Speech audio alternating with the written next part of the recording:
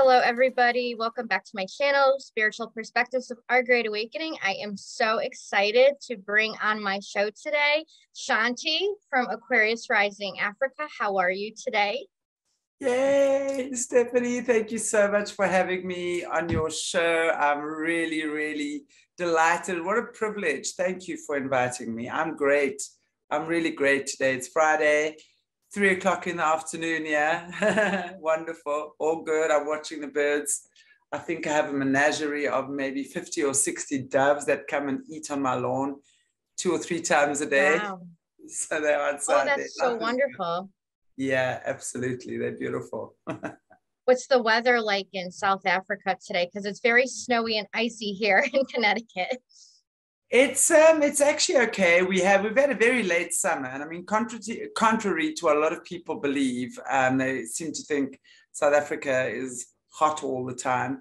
No, we have very cold winters, actually, depending also which area you're living in. So we've had a late summer. Today is a little bit windy, a little bit chilly. Woke up this morning. It was raining a bit last night, so you can see I'm semi warmly dressed. But yeah, it's good. Always nice. I just love whatever the weather is. I'm happy with it. Yeah, it's like I woke up to a storm watch and it's sleeting here and it's really cold. My dogs don't want to go outside. They're like, I've had it with this winter. So it's kind of miserable here, but it will start becoming spring soon here, probably in the next month or so, luckily.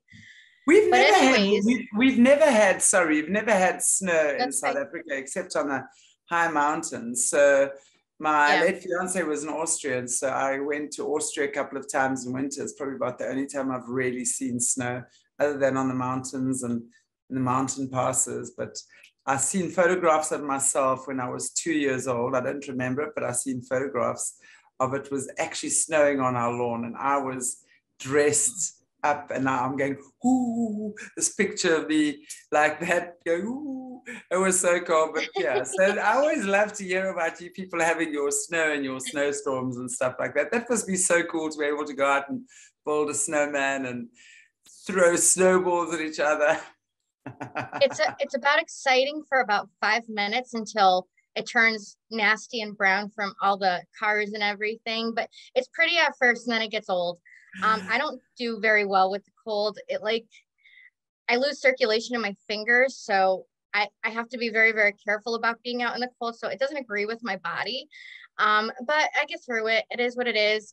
Oil prices right now are crazy high, so that's like a downfall. So heating your home just for 3 weeks is like super expensive. Like nobody can even fill up their oil tank all the way because it's that expensive. So hopefully that changes soon. And we go to Tesla free energy. I wish you some great sunny sun rays zooming across the oceans or the airverse. Well, thank you. I appreciate that. Airwaves to you guys. Yeah, absolutely. Sure. It can be so fun. Chantelle, why don't you go into what your channel is all about and kind of what you do, and then I can ask you a few questions going forward after that. Sure, absolutely. Yeah, well, there's two channels. We have two channels. The first one is where I think everyone would know me from, is Aquarius Rising Africa. Started that maybe a year and a half ago. And the reason that I had the idea to start that channel was because I saw what Jessie Zabota, I heard an interview with her, and I just knew I had to speak to this lady. And it wasn't difficult to do that. It was ordained. I set the wheels in motion, spoke to Mornay, said, we're starting the channel, and he went, And, you know, the main focus on Aquarius Rising Africa is really exposing the underbelly of the world. We've heard some shocking revelations of what's been happening in the world. And I'm going to use words like child transportation, if you will, that's been going on with high-level elites, the SRA, the adreno harvesting. I mean, really, there have been some horrendous accounts of what's happened. You know, Jessie, we've done more than 50 interviews with her in the past year and a bit. And what a gem she is for us, because she was trained to be the Queen Mother of Darkness in the Illuminati system. So she has first-hand intel. She was 4.5 years old when her proctor or her grandmother took her into the system, and she was trained up until the age of 10. When it happened that she, when I say escaped, it's not like she ran away or whatever, just that her family then moved away, and thank God she was no longer in the clutches of her proctor. But the horror stories that they endured, and you know, the hierarchy kids and who's involved, and the expendable kids, as they call them, you know, our animals, got to understand that our delightful saint, Mr. Mandela, is not such a saint after all. You know, how Africa is involved, and who really owns Africa. It took me all of half a day to connect the dots there. So it was a real, well, as Tom Althouse, who's the original script writer of the movie The Matrix, says, it's not red pilled, it's actually blue pilled. So when you take a blue pill, you've taken the right pill. So from now on, I call it, it was that real blue pill moment. Although I've considered myself to be pretty awake for many years, this was just on another level. I've heard about this stuff, especially the royals with their hunting parties and that sort of stuff. But wow, it was an eye-opener. And then also what we started doing was interviewing the overcomers. So not just her, but men and women off the street, so to speak, whose parents who were in the system, and for many years no one believed them. They were told they were crazy and tried to lock them up and stuff like that, you know. So it wasn't just coming from her. And as a healer, for me, it was amazing to see the amount of people coming forward and telling their stories, you know. So that was a biggie for us. And then later on, moving also to focus on Australia. So that's a big part of our channel, is we focus on Australia to see the heinous stuff happening there, down under, so to speak, and the connection between Africa and Australia as well is so potent and so strong, you know, what's been going on there. Yeah, so that's what has been the main focus, although there's other stuff as well. You know, there's been other amazing stuff as well. Interviewed David Zublik quite a few times as well. So I love David. Yeah, he's very cool.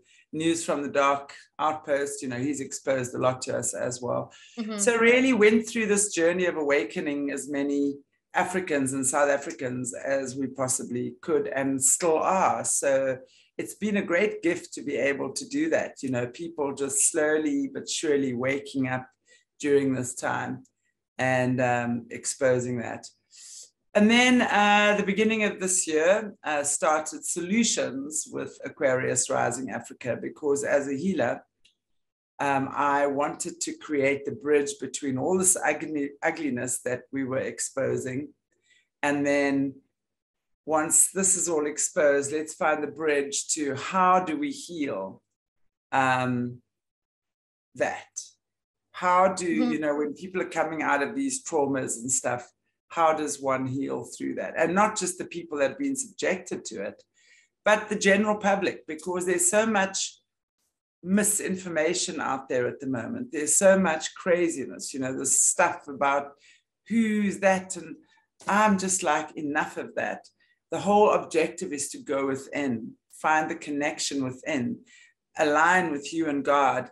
And that's where your answers lie, is within you, with your creator, with your source, with God, whatever, you know, whatever you choose to call it. I love that. Yeah. So when we do that, we realize we don't have to give our power away to anyone, not to any government, not to any president, not to any society. You know, we are the people, we are the ones that need to stand up in our sovereign truth and in our freedom, our freedom, right now, freedom is a privilege. It's an absolute privilege if you see what's going on around the world. And that's not the way that life is supposed to be. That's not what God has ordained for us, and slowly but surely, I've watched people comply with a very nefarious agenda, not really understanding what is going on behind the scenes, So that for me has been sad, very sad. Hearing people's stories, the horror stories of what's been going on has been extremely sad for me. I'm not going to lie about that. It takes a lot to listen and understand, and not even understand, and more like process the depravity, the lengths of depravity that these upper echelon, if you will, have gone to fulfill their agenda, I guess we can call it. So yeah, there was a reason for starting the channel, and that's kind of like the road which we're going now as well. That's wonderful. Well, I think what you're doing is so needed in the world, and that's amazing, and it sounds great. And so what I will do for, I know a lot of my viewers do watch you because they came from Bryce's channel, Esoteric Atlanta. So if there is somebody that is subscribed to me and wants to find you, if you wanted to send me over, I have your link for Aquarius Rising Africa, but not your new channel. So I will link those both in the description box below for anybody to go find you. Thank you. So I guess my next question, you're welcome. My next question for you would be, so in terms of healing, how long have you been a healer, and kind of like maybe share with the audience what kind of healing you do? I've pretty much been a healer for my whole life, I think, but professionally for at least 20 years. If your viewers are from Bryce's channel, they will know my story because I've shared it quite a bit in recent weeks. But basically, it started when my fiance was killed in a carjacking at the end of 1996. Thank you so much. Yeah. But at the end of the day, it's what got me on my journey. But already, I was one of these children that was born with spiritual gifts. I was wide awake at a very young age, very impatient to be able to do things and see things, but realized when I was called a child of the devil because I had these understandings, these visions. I could hear the voices of the animals. I could see spirits, that sort of thing. I knew how to navigate myself in the dream world. I was always getting beautiful prophetic dreams, understanding dreams and stuff like that, So, but also understood at a certain stage that not now. So the time for that was not now, but I'm very grateful for that because I think it also prepared me. It made me realize that this is who I am, So then I went on, and as a teenager, I blocked down a lot of that stuff. I shut it down, but then I rebelled. I became incredibly rebellious. I didn't like authority. I didn't like teachers telling me what to do. I was always in trouble with them. I was considered a troublemaker. Them telling me all the time I would amount to nothing in my life. I was like, whatever, I knew who I was on the inside. I didn't know what direction I was going to be going in. But, for me, I knew I was powerful, and I knew I was intelligent, and I knew what I needed to be in my life. And I wanted to help people. So after Hannes's death at the end of 1996, in fact, he crossed over on the 12th of December, 12/12/1996. That was my catalyst to use and reclaim my gifts. Although before that, I'd been studying astrology, numerology, and that I started doing maybe a year or two before he passed away again, just sort of refreshing my memories and stuff like that. So I always say he died for me. I didn't see myself as a victim of my circumstances. It was a very painful thing to experience. But I always knew that there was a great purpose in this. My sister was an astrologer and still is. And I must say, she was a great help to me at the time. And looking at some of the placements of my planets and stuff, she said to me, this can be either the greatest spiritual gift for you. You're either going to sink or you're going to swim. You're going to really realize your spiritual gifts, or you're going to become another victim of statistics in this country, a victim of crime. And I said, there's no ways I'm doing that. And I remember as well, you know, just feeling his presence around me a lot, guiding me, just giving me intel when I needed it. I'd be sitting up late at night, 1, 2 in the morning, and suddenly I would just get this download of information, and I would just write and write and write. And at that stage, you know, people weren't even talking about cellular regeneration or renewal or anything. And I remember the first person I heard that from was Brandon Bays, and that was at least a year, who did the journey work. And that was at least a year after I was already doing this stuff. So I knew that the health lay within the cells of our bodies, you know. I understood that. So, but I still had to take something very abstract and turn it into something tangible. That was my challenge, you know. People came to me, I could see things in them, because my gift really is I observe, and when I tune in, I see where the blockages are in the body, and I can see what's created them. So whether it's a physical illness, or whether it's a mental or emotional or a spiritual blockage, I see the blockages, and I literally go in, and I explain it to people like it's like a blind person reads Braille. I read energy like that. And I hear it, I smell it almost. You know, if there's bad disease or there's an illness in the body, I smell it. Sometimes, not always, depends on the person, depends on the situation. I've learned to accept that anything is possible when it comes to this. So in that way, I was able to, and literally then I'd go in and I would talk to that part of the body. And then that part of the body would communicate with me. And then I would know, I would be able to see at what age the blockage, because very often, let's say there'll be 60 or 50 or 80-year-olds I'm working with, and they might have cancer, for example, or any other disease as well. I would go to the source or the root of it, and I would see at what age an incident happened that shut their energy down from flowing. And then we would go back to that place, that trauma, and we would alchemize that. Because there's always a gift in every experience. You know, I work with energy alchemy, spiritual alchemy, not the physical stuff where you go and buy an alchemy set and do lotions and potions and stuff like that. It's spiritual alchemy of the soul, where we understand that the dark night of the soul has lots of gifts. So it's turning that lead into the proverbial gold, which is the highest vibrating of all the metals.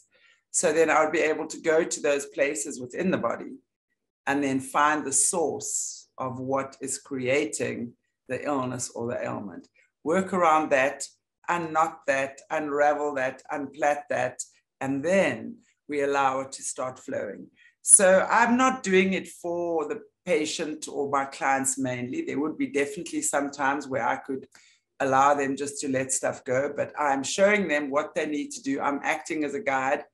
And you know, I always say a good healer is someone who doesn't tell you what to see, but she'll show you where to look. So go and look there. What do you see? What is real for you? What is true for you? And then I'll meet you. Go through that door and I'll meet you on the other side. And then let's talk. That's awesome. So that's the way. And then people in that way are able to empower themselves. They're able to come to their own conclusions and realize certain things. For me, what's really beautiful is to watch people when I'm working with them and they've got such a blocked opinion or idea about something. There's like no way forward or no way back for them, you know, in what they think is this particular situation. And then I'll offer them alternative ways of seeing it. And in those moments, it's like the penny drops and they go, oh my gosh, I never thought about it like that, or I never saw it like that before. And I go, absolutely. And then it's literally, I see the light in the eyes go on. And when I see the light in the eyes go on, I know that they've understood. And that's where the alchemy lies. And now I can work with them in terms of the actual healing. And really all healing is bringing yourself back into balance. You know, healing really is just an imbalance of energies within the body. You've never been broken. You've never been shattered. It might feel that way for people. None of us are broken. We're just misaligned sometimes. We have misconceptions. We've been programmed by families and traditions and stuff that suppress us. And yes, obviously, knowing what I know now as well, having worked with some horror situations, you know, people coming from SRA and stuff like that, there's a lot of very, very ugly stuff that has gone down. And I'm blessed and privileged enough to be able to work with some of those people. And it's a great joy for me to be able to assist them on their healing journey as well. Yeah, most definitely. That's wonderful. And that sounds like such an amazing gift to have. And yeah, I agree with you on the whole, like, I talk about this on my channel a lot, going inward and finding out who you are. And like a lot of people will ask me, like when I do the tarot and stuff, like, what is my life purpose? And I always tell people, my cards aren't going to tell you what your life purpose is. You need to look within yourself and figure that out. And, you know, the tools can guide you a little bit, but in the end, you got to really do the inner work and figure that out on your own. It's encoded in our souls. So, so the thing is, like, I worked in the medical field. So I remember when we would get a lot of patients in, like I worked in primary care for probably a majority of the 12 years I was working in the medical field.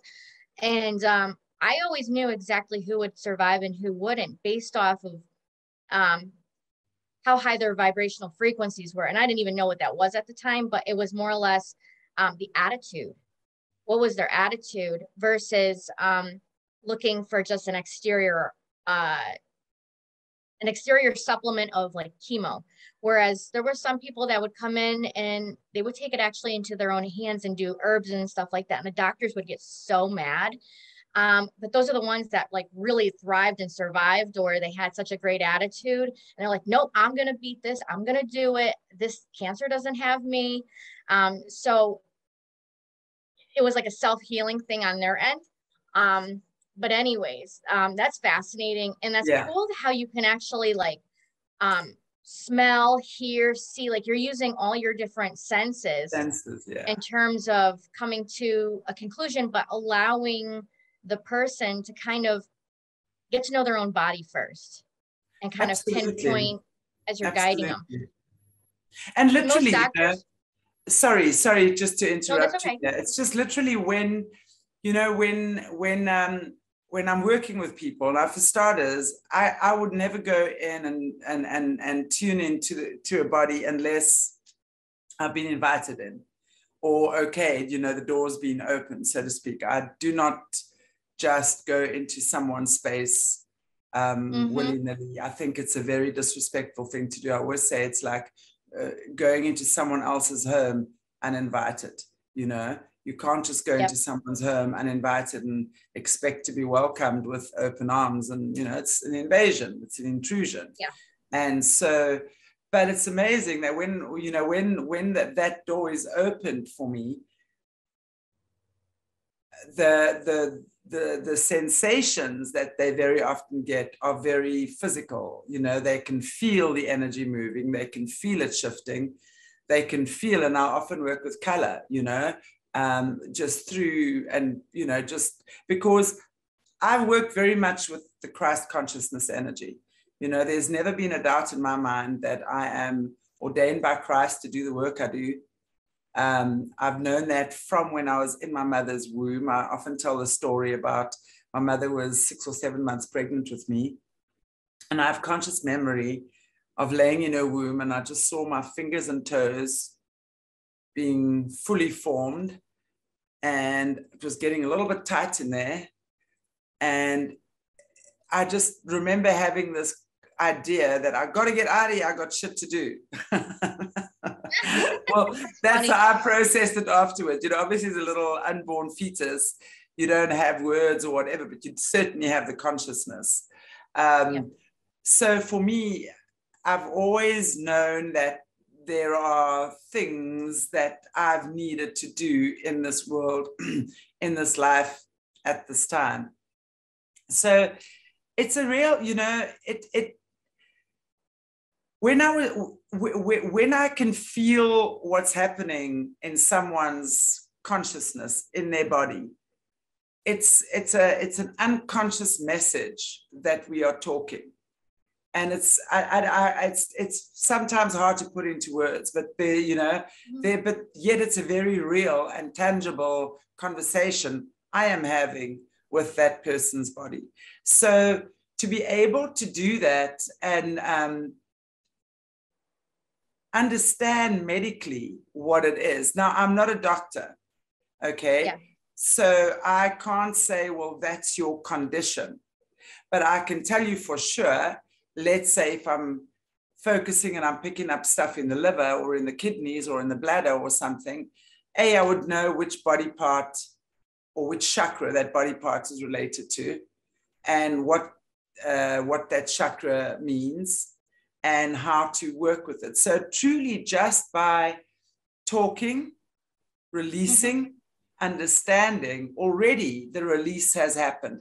It's also important to be able to support your body physically, definitely, because any illness or ailment or disease is really somebody who has been very traumatized or has abused their body through what they've been eating, lifestyle, or whatever, Sometimes, yes, it's generational, but that's never an accident either. So we look at what the generational stuff is, and do you really need to be carrying an illness or an ailment that your granny or grandpa has, and all 27 ancestral uplines of you have been carrying? Do you really need to do it, or can this be your karmic journey to end this right here, right now? Because we do have that power to be able to change anything and everything for ourselves. Whether we do or whether we don't is immaterial. Well, it's not immaterial. Sorry, that's the wrong word. That is a choice we make. And that's why I say with the Christ consciousness energy, Jesus was the ultimate healer. He understood healing. And firstly, people that were healed by Jesus believed that the healing was available to them. And secondly, Jesus never saw them in their sick state. He saw them as well, and he saw them in their complete, whole, healed state. That's what I do, because I know that everyone has the ability, everybody is designed to heal itself, which means that every person has the ability to heal themselves. So that's what I carry through. And if you've created an illness for yourself, as I said, it could be 27 generations ago, or it could be 5 years ago or a year ago, whatever the case might be, there's a reason. And all that has happened is that there's been a block in the flow of energy that has created that stagnation. Because if you think about the bodies, the emotional body is water. So think about water. If a river is flowing beautifully and clean and what have you, that water, you can drink it, you can cook with it, it's healthy, it's not going to make you sick. But that which is caught on the side and stagnant and that kind of stuff, that makes you sick, So that the same thing happens within the body. It's really stagnant emotions that have been trapped in the cells of the body, that there's no flow, there's no life, there's no breath, there's no water, there's no nurturing, there's no nutrition. And that then creates the corruption, if you will, within the inner being, within the body, not the inner being, sorry, the inner being is always in full flow. It's up to you to connect with your inner being or not. So that's why I say, when we believe that we are here to live a life that is healthful and wealthful, and that we can manifest and create the things that we need in our lives, that's when things will start changing for us. We have to believe it, we have to know it, and then we can work with that. I think any healer or any person that does this kind of work, you can't work with someone who says, oh, you speak in BS. I don't believe a word you're saying. You just hocus pocus, whatever. Who can work with that? No one can work with that. I wouldn't want to work with that, I like your analogy of the river flowing, because I worked in mental health for a little while too. And I remember I use this analogy a lot too, to kind of explain, like, PTSD is like if you take your brain, and if you look at your brain like as a filing cabinet, when you go through all that trauma, it's like you got the bills in the mail, you got angry, and you just put the bills in there, shoved them in there, closed the drawer, and nothing is filed properly. So when you go to access what you need, it's not properly filed. But when you have good memories, they tend to file nice and neatly into the brain.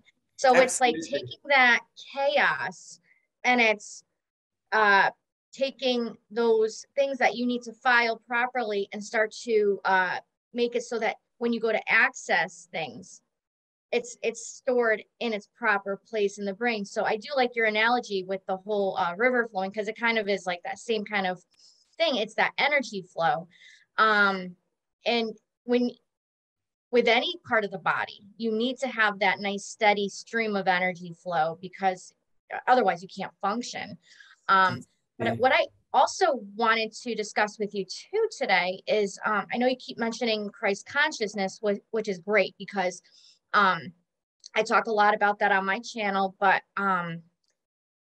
what's nice to see is people connecting and having a very strong connection with Jesus, but not in a church sense. It's in a very spiritual sense, where it's a true connection. It's not an outer connection, it's an inner connection. So maybe you can kind of elaborate on your connection with Jesus, not necessarily being indoctrinated with the Christian church, but more or less innerward. You know what I mean?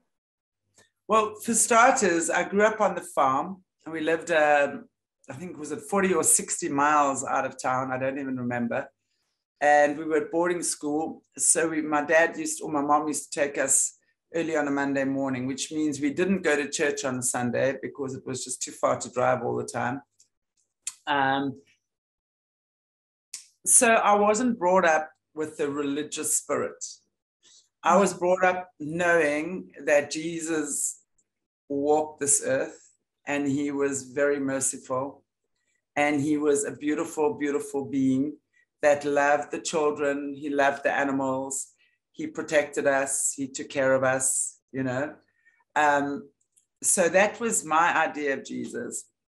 However, when I went to boarding school, and as I said, because we were farm kids, it was all of us farm kids went to the hostel. I was 5 years old. And I remember I was the only English child in my standard in the boarding school. I was surrounded by Afrikaans kids, and generally the Afrikaans people are a lot more religious, conservative, and certainly that was true to my environment. We were the only English family in our environment. Wow. So I was told, I remember going to the hostel, and within the first night or two, I was seeing ghosts flying around there at the rate of knots. And I said to one of the girls there's a ghost here in this room. I'm just going to ask her to leave. I remember that. Then there was big pandemonium. And of course, then I was told I was the devil's child and all sorts of things like that. So, but I remember sitting once under the lemon tree in the garden at the hostel. It was a small little hostel. And I was crying because, again, for the umpteenth time, the matron, who was Afrikaans and definitely did not like me, had made an example out of me. And I knew I was not the devil's child. I knew that everything I knew was from God. I couldn't explain it, but it gave me a lot of frustration as a kid.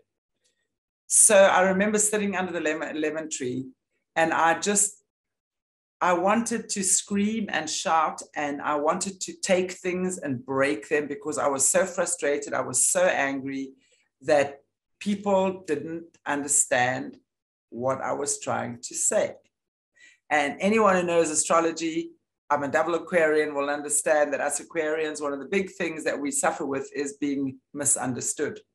So that was something in my childhood from an early age already. But I remember sitting there, and then suddenly this energy came through me. And I knew it was Jesus. And Jesus communicated to me that they don't know who you are, and they don't understand what you are saying because they don't have the ability to see and feel the things that you do. Now, thankfully, because my grandmother and my mother have a similar gift to what I have, I knew that was the case because I was told, that, I knew just in my family, although I was not ridiculed in my family for this, they knew that my mother and my grandmother and I were seeing things that they couldn't see. So I was aware of it already, but I just felt such peace then. And I think it was then that I had the awareness that I shouldn't talk about it anymore, just let it be. But I think that was also the knowledge at the time that not now, later, that I would get to use my gifts later. Yep. And that was I was at peace. Even now, just sitting here again, I get that same feeling again, where I was at peace, because it gave me peace to know that I think on some level, I like the idea of having that gift that no one else did in my surroundings anyway. That was quite cool, especially when I was so cross with those little cows that were always giving me a hard time. It was like my little private connection I had. And I already knew then that the idea of Jesus and religion was very, very distorted from mine, because how can you say you love Jesus and you're a child of Jesus and that's how you are with animals? They always told me how they used to go shooting things. And my father would never, we all came from the farm. My father would never allow us to go shooting anything. We were never allowed to be cruel to things, ever. So we were always taught to be good and kind and graceful, and I heard these people always coming back and they'd kill things and mice, and I didn't want to kill anything. I still don't, So for me, there was always a conflict in that.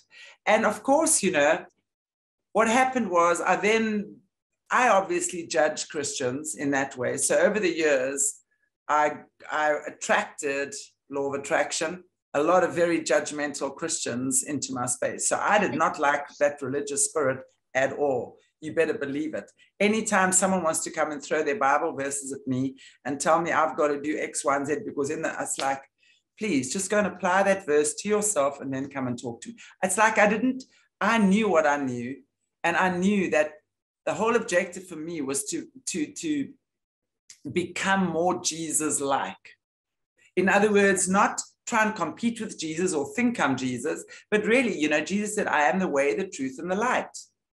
So when you understood that about what Jesus was saying, you understand that Jesus took no nonsense. Jesus was certainly no pushover.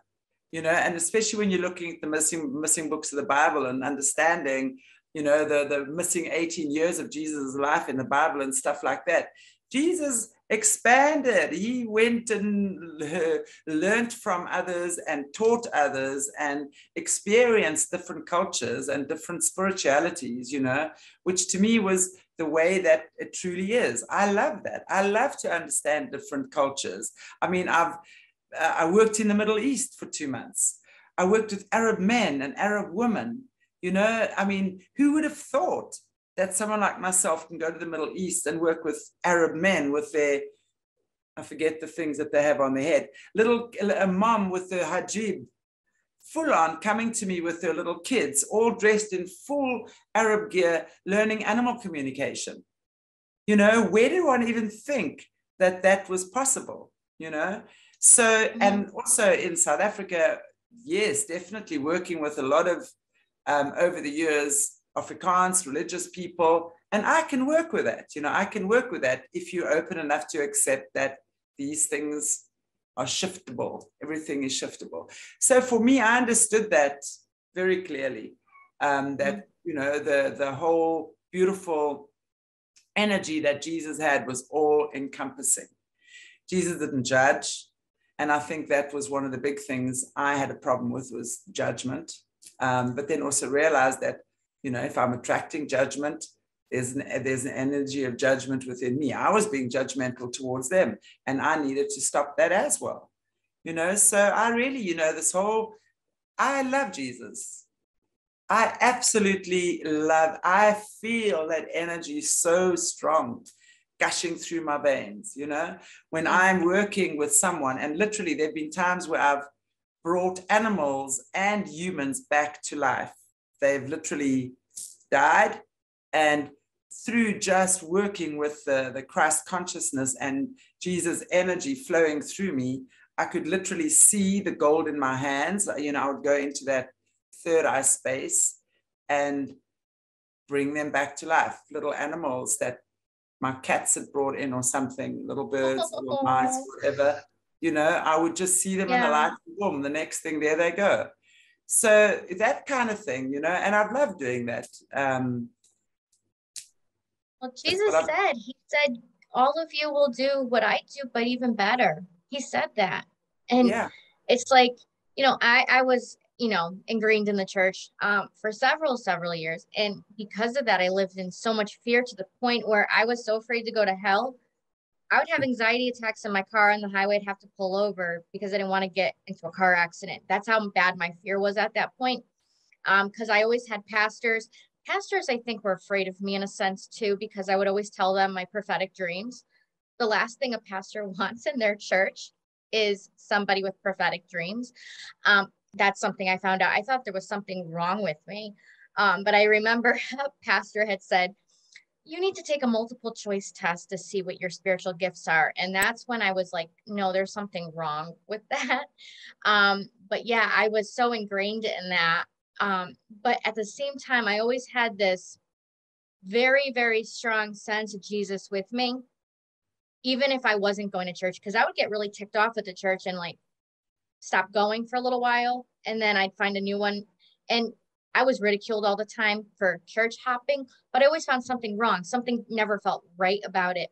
And it wasn't until like I started to view Bryce with the missing books of the Bible, I was like, oh my God, I've been right this whole time that there is really something wrong with the church.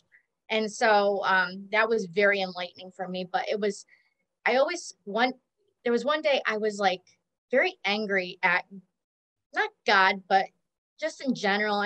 When I first woke up to all what was going on, I really thought it was like doomsday, mark of the beast, and all of that kind of stuff. And I got angry, and I really out loud in my car by myself yelled, do you really send everybody to hell, God? Do you really do that? And the response I got back, because I can hear the spirit realm, was, well, what do you think? Like, I'm not going to tell you the answer. I want you to use your brain a little bit. If I'm loving, what do you think? Would you send your child to hell if they made a couple mistakes in life? And so it kind of got my gears going with, it was just indoctrination. And once I broke free of that, it was like a whole new world. And now I'm like starting to find my gifts. And I was told so many times, oh, you don't get prophetic dreams. Like I couldn't tell you how many prophetic dreams I had about the thing in the arm. And I warned people, I warned church members, and oh, no, you're silly. I'm getting that. We have to do it for to make sure everyone is okay. And we're not passing, you know, the bug around. Right. So I was always put down for those dreams or those visions, because I also get visions too.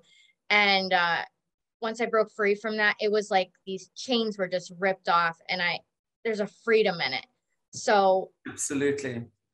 Your story is amazing, because it's like, no matter what anybody told you, you pressed through and you were like, nope, I know it because I have that connection. And you were bold enough and strong enough to continue and you know, be very true to what you knew. So that I admire you for that. And I think that's amazing, because most of the time when people are told, oh no, you're crazy, you know, we start to think these things. And yeah, absolutely. But I think, and it's true. And really at the end of the day, I honestly think that this is what we are here to give ourselves at this time, is that connection to our creator, to source, to God. Jesus carried the Christ consciousness energy, and in Greek it's called the Christos, So, and I believe the Buddha carried it too, that absolutely wonderful sense of enlightenment that is about love, is about compassion, kindness, it's coming straight from the heart. It's interesting because this morning I had an incident, in fact, where I have done work here at and I live in a small area, little hospice place. And I went there before, and the sister who's in charge wasn't there at the time. So now I had to make arrangements to see her and to go through her. So I wanted to go tomorrow. Then I'm asked, well, is my healing work Christian-based? If it is, then I'm welcome to go. Well, of course, you can imagine I launched.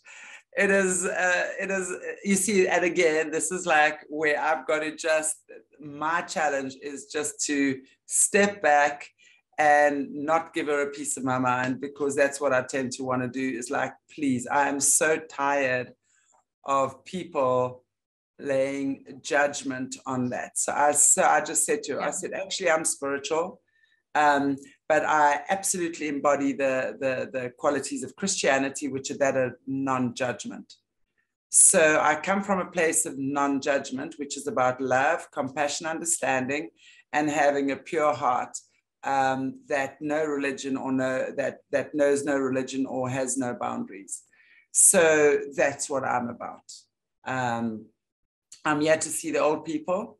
I've got a heart for the old people. I know they don't have families around here. So that's what I love to do. Now, I can't understand why you would want to stand in the way of that happening. I think you should sit with yourself and Jesus and ask what Jesus would do now. So I have that a lot. I wouldn't say a lot, but still sometimes that occurs.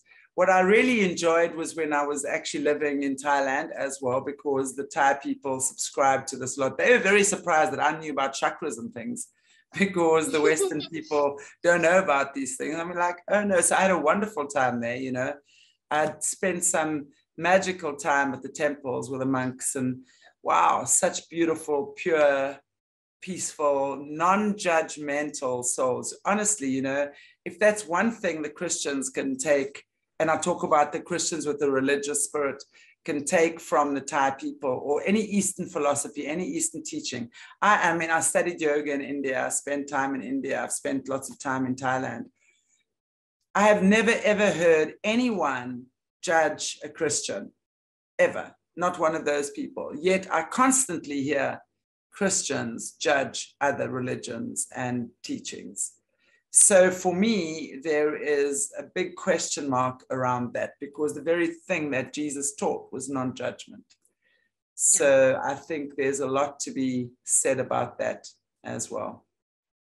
Well, the last thing Jesus would do is talk in someone's face and tell them they're going to hell because they are not following a specific pattern of what they were told to do.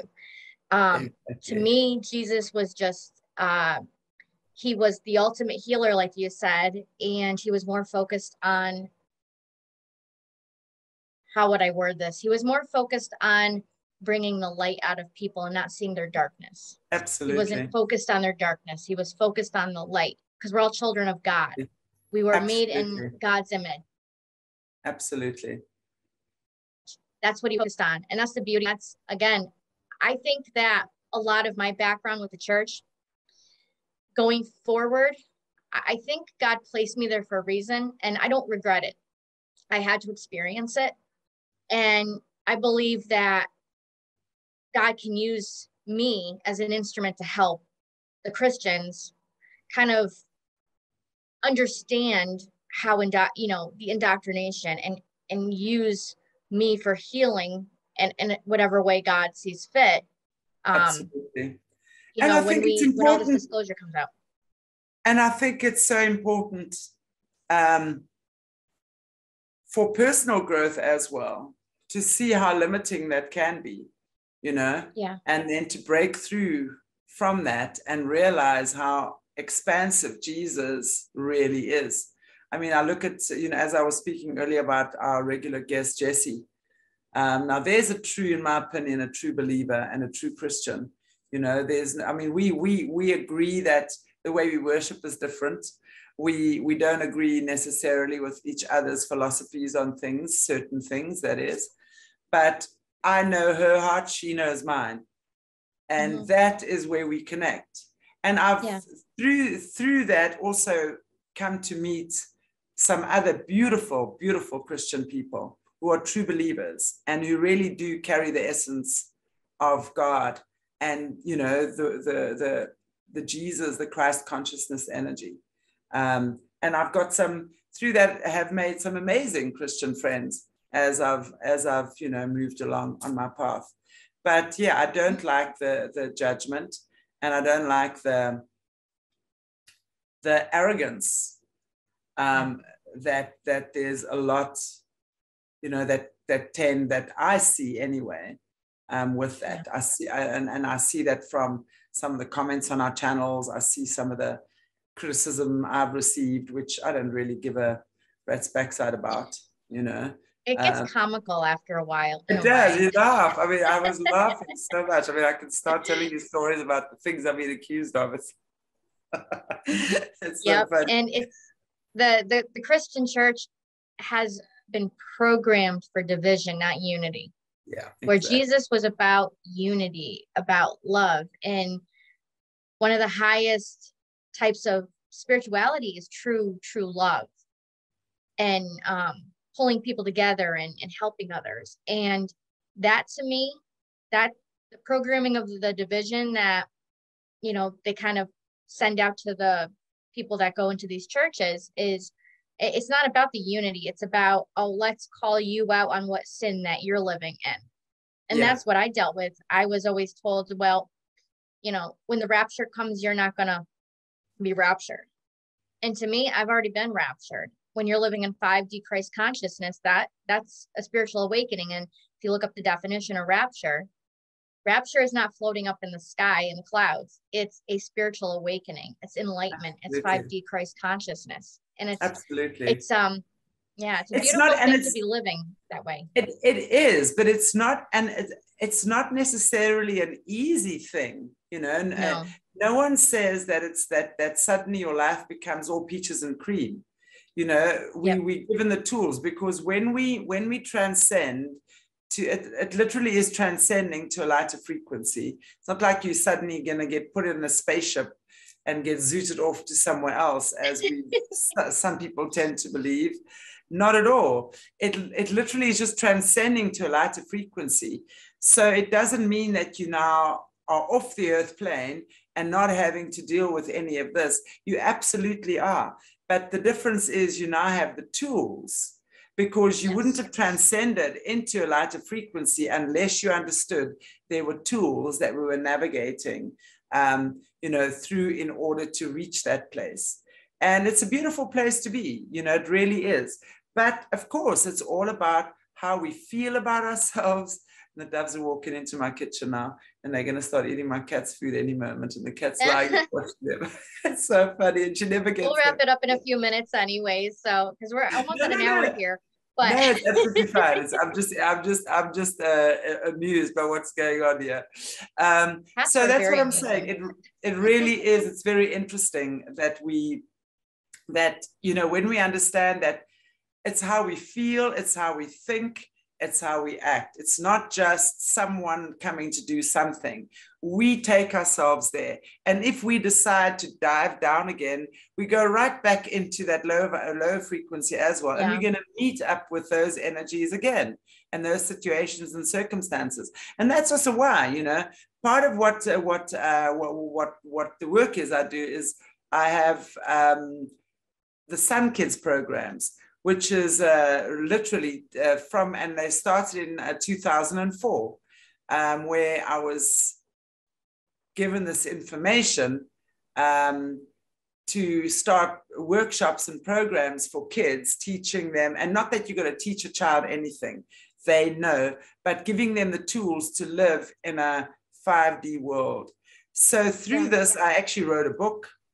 And now over lockdown, we turned the book into a workbook. The book is available on Amazon, and we turned that, it's called My Gaia, Handbook for Tomorrow's Leaders, Healers, and Teachers. And now it's My Gaia Adventures, where we've now turned that into a workbook and literally training. We've just finished training. I think it's 16. We need to wait. There's doves flying. Two of the doves got caught inside, so I had to release them. Sure. That's lots funny. Of action here today, that's for sure. But anyway, as I was saying, and there's a little feather. You can see the little feather.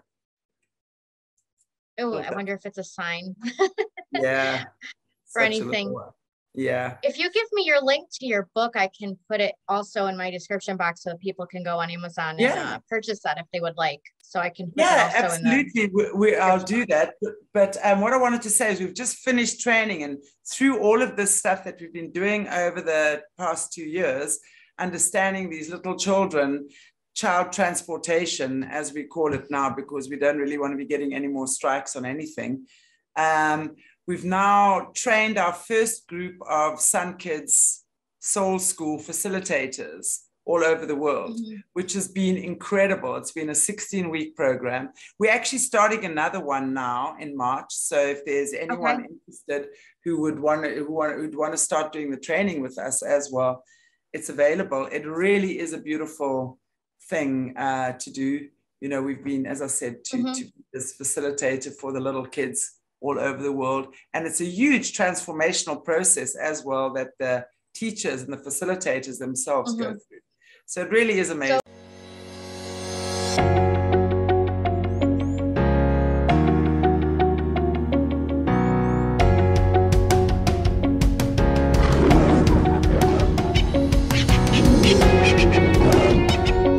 Literally life-changing. But I must say, for me, it's like the most amazing transformation. One amazing journey of rediscovering, not self-discovering, rediscovering myself. Yeah, it is just beautiful, very enlightening, life-changing, life-transforming. I would recommend it for everyone. I signed up for something way more than I bargained for. And you guys are just amazing. We have to go back to being children, so let's live longer and have a better life. A lot of knowledge, and I feel that, you know, this is the foundation that every child should have. Every child should have this foundation. And just imagine if we knew these things when we were kids, you know, what amazing things we could have done. And for me personally, that's why I know I wanted to do this, because I had my own inner child to heal. For me, I feel like I've achieved more in the last 4 months, professionally and personally. Sun Kids has really done that for me, and I agree so much when Trudy was saying, you know, it's the one thing that grounds you. I keep going back to the routine. It's really helped me with realising I'm not stupid. It's really shone a light on the gifts that I do have, which are that I'm, you know, incredibly creative and I've got a great imagination. It's really pulled me together with my kids. Like, it's just been awesome. It's just been an amazing, amazing experience. So thank you. Sure, like Helen also, it's been so intense and such a journey that I don't think you can put it all in words, but certainly has done so much for me. I've learned to stand in my truth. I was just happy to be part of the course because I wasn't sure if I will be able to make it. I want to go on and bring this these abilities more into life, more into the German part.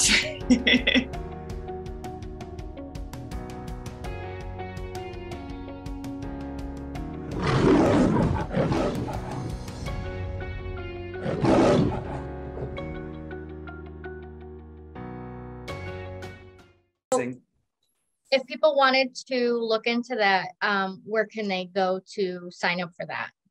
What I'll do is I'll give you the links as well below. Okay. We can put the links in. I'll ask Okay. Morna to send those to me right now, and then we can give them to you as well. It's really it's an amazing. It's just lovely. It's just beautiful to be able to do these things. And again, I mean, this book finished. It actually came out onto the shelves on 21 December 2012. That's when I put it onto the shelves. And it was just. And what is the age range? So what is that? I'm sorry, what is the age range that you would recommend like for children? 6, you can start working with them in workshops from the age of 6. And in fact, this past Saturday, I ran my first Zoom workshop for kids, son kids all over the globe, which was the first Zoom I've done. I was so nervous. I think I was more nervous than anyone. Although we've been teaching workshops for the past 16 years, all over South Africa, Namibia, and Zambia here in Africa. It's the first time we've gone international with it.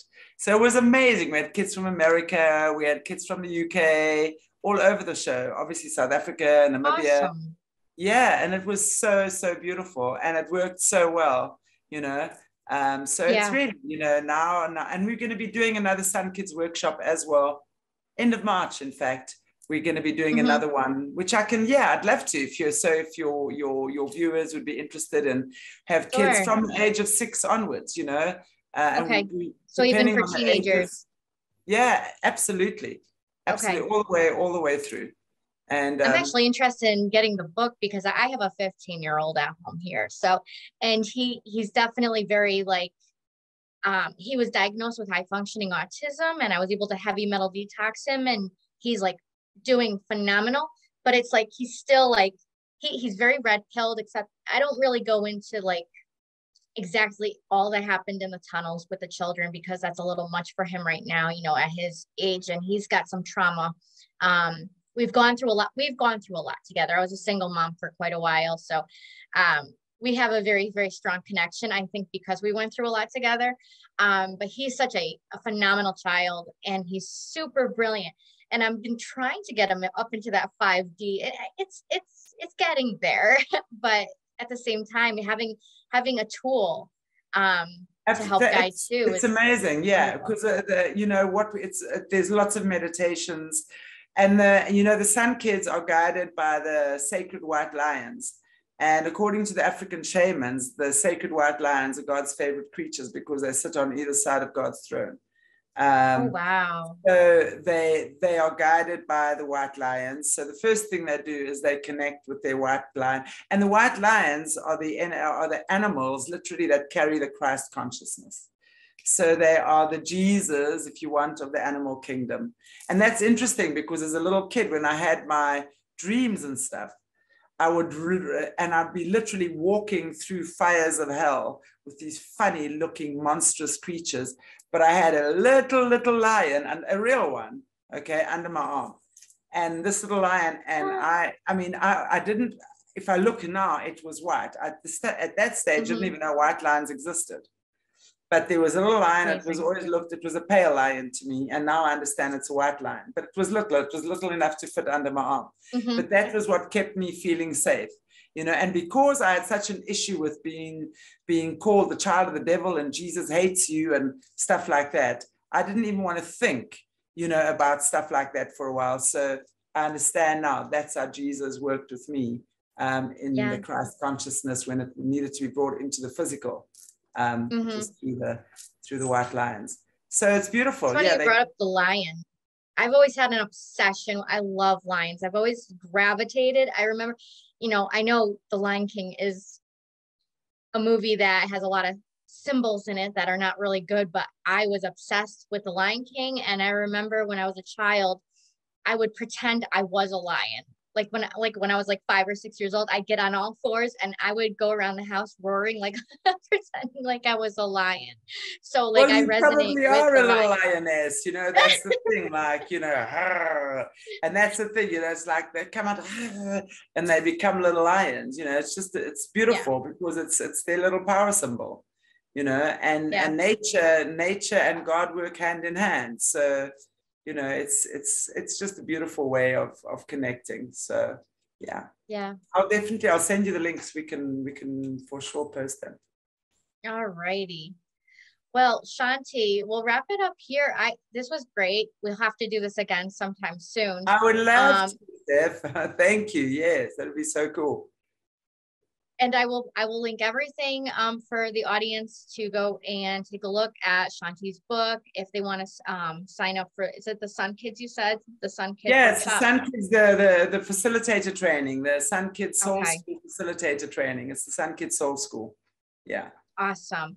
And I'll also put your links for your 2 channels in the description box below. Thank you so much. And no problem. And you have a wonderful day, and hopefully we'll see you back soon. I would love to. And I wanted to say thank you so much for inviting me. I really appreciate it. And I love this conversation. So I look forward to having more with you in the future. Definitely. Awesome. All right, everybody. Well, have a great day, and we'll have Shanti back soon. Bye. Bye, guys. Thank you so much.